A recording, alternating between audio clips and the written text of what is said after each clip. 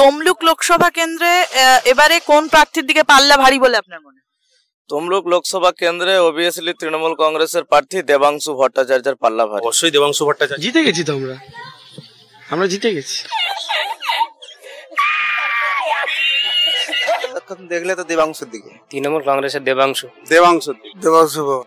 ভট্টাচার্যের পাল্লা। আমাদের দেবাংশু। কেন?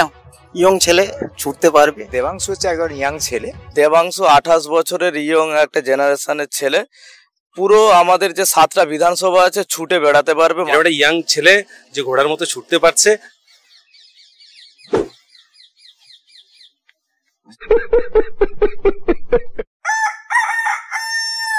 নমস্কার, আমি অভিজিৎ। আপনারা দেখছেন আমার ছোট্ট ইউটিউব চ্যানেল মেদিনীপুরের পোলা।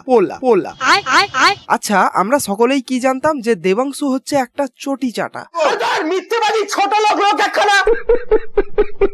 সেই সঙ্গে আমরা এটাও জানতাম যে ভক্ত কাদের হয়, ভগবানের ভক্ত হয়, কিংবা কোনো মানুষ যদি খুব ভালো মানুষ হয়, কিংবা কোনো দেশপ্রেমী বা দেশের জন্য যারা প্রাণ দিয়েছেন, এই সমস্ত এইরকম ভালো মানুষদেরই একমাত্র ভক্ত হয়ে থাকে। কিন্তু কিন্তু কিন্তু আপনারা কি জানেন যে একজন চটি চাটারও ভক্ত হতে পারে?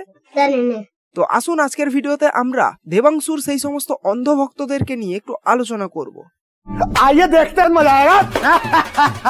তো চলুন আজকের ভিডিওটা শুরু করা যাক। চলো ভাই, দেখো আপনি কি করতে। তমলুক লোকসভা কেন্দ্রে এবারে কোন প্রার্থীর দিকে পাল্লা ভারী বলে আপনার মনে?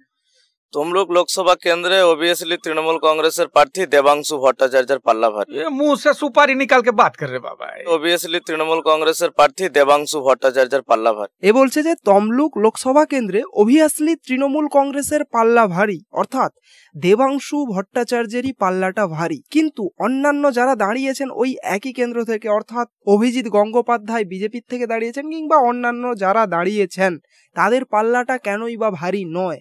কেনই বা দেবাংশু ভট্টাচার্যেরই পাল্লাটা ভারী তমলুক থেকে? তার কারণটা কি আপনারা কি জানেন? সেই কারণটা শুনলেই আপনারা অবাক হয়ে যাবেন।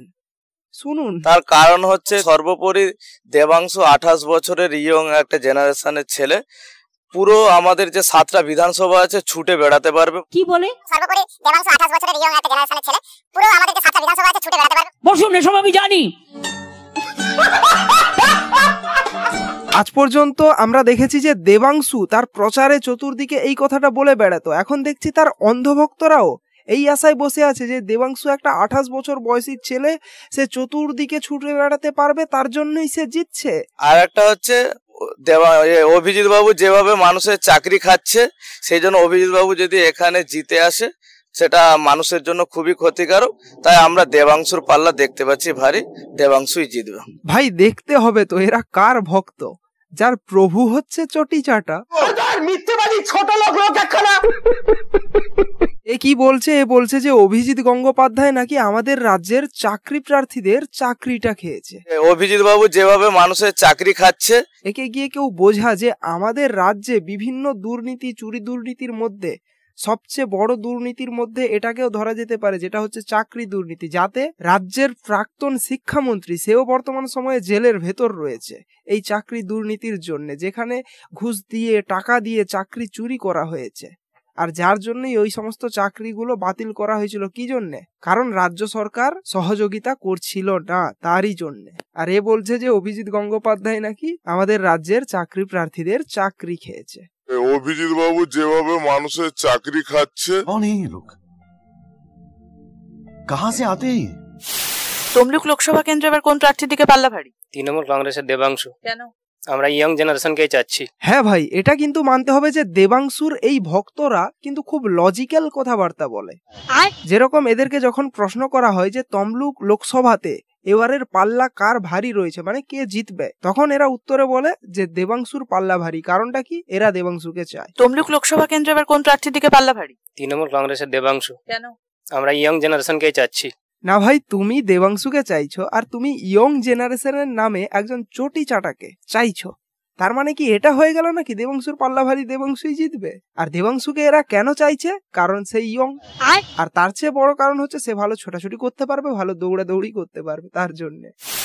যাই হোক, একটা কথা না বললেই নয়, যেটা হচ্ছে যে অলরেডি আমরা বিভিন্ন নিউজ চ্যানেলগুলোর থেকে এক্সিট পোল দেখেছি। এবং সেখান থেকে সমস্ত বিভিন্ন চ্যানেলগুলো থেকে এক্সিট পোল দেখার পর টোটাল ভারতবর্ষের এক্সিট পোলও দেখেছি, সেই সঙ্গে আমাদের রাজ্য অর্থাৎ ওয়েস্ট বেঙ্গলেরও এক্সিট পোল দেখেছি। অর্থাৎ এখান থেকে আমরা বুঝতে পারছি যে আমাদের পশ্চিমবঙ্গে কি রেজাল্ট হতে চলেছে। এটা ধরেই নেওয়া যায় যে বিজেপি এইবারের ভোটে কিন্তু এগিয়ে থাকতে পারে। সেই সঙ্গে এটাই দেখবার বিষয় যে তমলুক থেকে কার পাল্লাটা ভারী হয়, কে এগিয়ে থাকে, কে জেতে শেষ পর্যন্ত। দেবাংশুর ভক্তরা তো বলছে যে দেবাংশুই জিতবে, দেখা যাক কি হয় শেষ পর্যন্ত। এবং শেষ পর্যন্ত এটাও দেখার বিষয় যে এতদিন পর্যন্ত যে দেবাংশু চতুর্দিকে এত চিৎকার করে বলে বেড়ালো দিল্লি যাবে হাওয়াই চটি, দিল্লি যাবে হাওয়াই চটি, দিল্লি যাবে হাওয়াই চটি, শেষ পর্যন্ত হাওয়াই চটি সত্যি সত্যি দিল্লির পথে রওনা হয় কিনা সেটাই দেখবার বিষয়। तू समझा? हाँ नहीं तू समझा नहीं। অবশ্যই দেবাংশু ভট্টাচার্য। কেন? কারণ এরকম একটা ইয়াং জেনারেশনকে, এরকম একটা ইয়াং ছেলে যে ঘোড়ার মতো ছুটতে পারছে, প্রার্থী একদম সুন্দর প্রার্থী, কারণ যুব সমাজের আইকন। কি কি কি কি বললেন কাকা, আরেকবার বলুন। কারণ যুব সমাজের আইকন, বর্তমান সময়ে যুব সমাজের আইকন হচ্ছে দেবাংশু। ভাই কাকা বলছে যে দেবাংশু হচ্ছে বর্তমান যুব সমাজের আইকন। কারণ যুব সমাজের আইকন। ভাই আমি তো এটা ভেবে অবাক হয়ে যাচ্ছি যে দেবাংশু যদি বর্তমান সময়ে যুব সমাজের আইকন হয়, তাহলে স্বামী বিবেকানন্দ, নেতাজি সুভাষচন্দ্র বসু এনারা কারা? দেবাংশু নিউ ইয়াং জেনারেশনের একটা খুব আইকন বললেই চলে। কাকা বলছিলাম যে দেবাংশু ভট্টাচার্যের মতো একটা চটি চাটাকে নিউ জেনারেশনের বা ইউথদের আইকন বলার পূর্বে বা আইকন বানানোর পূর্বে আগে যাও নিজের গলাটা সারাও, হিক্স কি গোলি খাও, গলে কা খিসখিস দূর করো। দেবাংশু নিউ ইয়াং জেনারেশনের একটা খুব আইকন বললেই চলে। তমলুক লোকসভা কেন্দ্রে এবার কোন প্রার্থীর দিকে পাল্লা ভারী? দেখলে তো দেবাংশুর দিকে। কেন? ইয়ং ছেলে, ছুটতে পারবে, সেই জন্যই ওকে ওর পাল্লা হয়। কারণ হচ্ছে দেবাংশু হচ্ছে একজন ইয়াং ছেলে, যেভাবে আমরা তার উপরে ভরসা রেখেছি এই জন্যে যে একটা ইয়াং ছেলে, 28 বছরের ছেলে যেভাবে দৌড়াতে পারবে, ছুটতে পারবে। দেবাংশু ভট্টাচার্য ইয়ং ছেলে, তো মহা মুশকিল ভাই। অর্থাৎ দেবাংশু ভট্টাচার্যের ভক্তদের ঘুরে ফিরে সেই একটাই বক্তব্য যে দেবাংশুই জিতবে এবং দেবাংশুরই পাল্লাটা ভারী। সেটার কারণটা কি? কারণটা হচ্ছে একটাই, আর সেটা হচ্ছে যে দেবাংশু হচ্ছে 28 বছর বয়সী একটা ছেলে, খুব অল্প বয়সী একটা ছেলে, যার দরুন সে চারিদিকে ছোটাছুটি করতে পারবে, খুব সুন্দর দৌড়াতে পারবে, যার কারণেই দেবাংশুর পাল্লা ভারী এবং দেবাংশুই জিতছে। আমি এই কারণেই ভিডিওর মধ্যে বলেছিলাম যে দেবাংশুর ভক্তরা কিন্তু খুব লজিক্যাল কথাবার্তা বলে, তাই দেবাংশুর এই লজিক ওয়ালা ভক্তদের জন্য সবাই একটু দাঁড়িয়ে একটু স্যালুট জানান তো। আচ্ছা স্যালুট জানাতে না পারেন উঠে দাঁড়িয়ে সবাই হাততালিটা দেন আপাতত। তমলুক লোকসভা কেন্দ্রে এবার কোন প্রার্থী থেকে পাল্লা ভারী বলে আপনার মনে হয়? আমাদের টিএমসি। কেন? ও মমতা ব্যানার্জির মতো মানুষ আছে নাকি আমাদের মহামাটি মানুষের মতো মানুষ আছে বলো? হ্যাঁ, আমি এ বিষয়ে নিশ্চিত যে মমতা ব্যানার্জির মতো আর দ্বিতীয় কোনো মানুষ আমাদের ভারতবর্ষে আপাতত আছে বলে আমার মনে হয় না, ঠিক কি না? সেই সঙ্গে আমি এটাও বলছি যে আমাদের এই ভারতবর্ষে তৃণমূলের এই লজিকওয়ালা ভক্তদের মতো আর কোথাও কোনো ভক্ত রয়েছে নাকি? বসুন, এসব আমি জানি। আমরা সকলেই জানি ভোটের দিন কিছু সংখ্যক মানুষ অভিজিৎ গাঙ্গুলির বিরুদ্ধে চোর চোর স্লোগান তুলেছিল এবং তাকে বুথ পরিদর্শন করতে বাধা প্রদান করছিল। সেই প্রসঙ্গে দেবাংশু ভট্টাচার্য সে কি বলছে সেটা একটু শুনুন। তারা তো চোর, এবং শুভেন্দু অধিকারীকে যিনি নেতা মনে করেন তিনি চোর হবেন না তো কি? তিনি চোর নন, শুধু ডাকাত বাটপার। তাকে চোর শুনতে হয়েছে শুধু আজকে নয়, যদিও আজকেই তমলুকে তার রাজনৈতিকভাবে শেষ দিন, কারণ এরপরে 4 জুন না তিনি জিতবেন, বিধায়করা তাকে চোর জানিয়েই দিয়েছে। ভবিষ্যতে তিনি যদি আবার তমলুকে আসেন আবার চোর শুনবেন, ডাকাত শুনবেন, ছেচর শুনবেন। অর্থাৎ দেবাংশু ভট্টাচার্য এখানে পরিষ্কার বলছে যে তমলুকের মানুষ অভিজিৎ গঙ্গোপাধ্যায়কে চোর বলে বিদায় জানিয়ে দিয়েছেন এবং পুনরায় যদি তিনি কোনোদিন তমলুকের হয়ে দাঁড়াতে আসেন তাহলে পুনরায় সেখানকার মানুষজন নাকি তাকে চোর, ছেচর, ডাকাত এসব বলে সম্মানিত করবেন এবং অভিজিৎ গঙ্গোপাধ্যায় নাকি তমলুক থেকে হেরে গেছে। তো 4 জুন তো এটাই দেখবার বিষয়, কে হারে আর কে জেতে। যদি দেবাংশু হেরে যায় তাহলে আমার চ্যানেলে ঠিক পরের দিনই দেবাংশুকে নিয়ে একটা কড়া পাগে ভিডিও আসবে, আপনারা সেই ভিডিওটা কিন্তু দেখতে ভুলবেন না। আর এই ভিডিওটাকেও শেয়ার করুন, সঙ্গে এর পরের ভিডিওটাই ওই ভিডিও হবে, সুতরাং সেটার জন্য রেডি থাকুন।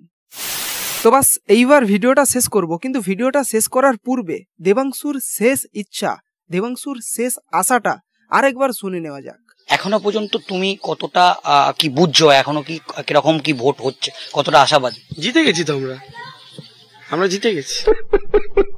4 তারিখের পরে দেবাংশুর এই শেষ ইচ্ছার মৌনব্রত আমরা সবাই মিলে পালন করব, ঠিক আছে? তো বাস আজকের জন্য এইটুকুই। ভিডিওটা যদি ভালো লেগে থাকে তাহলে ভিডিওটাতে অবশ্যই একটা লাইক করবেন, কমেন্ট করে জানাবেন কোন পার্টটা ভালো লাগলো। আমার চ্যানেলে নতুন হলে চ্যানেলটাকে অবশ্যই সাবস্ক্রাইব করে ওই পাশে থাকা বেল আইকনটিকে অলে প্রেস করে দেবেন, যাতে করে আমার লেটেস্ট ভিডিওগুলোর নোটিফিকেশন সবার প্রথমে পেতে পারেন। তো দেখা হচ্ছে নেক্সট ভিডিওতে। জয় হিন্দ।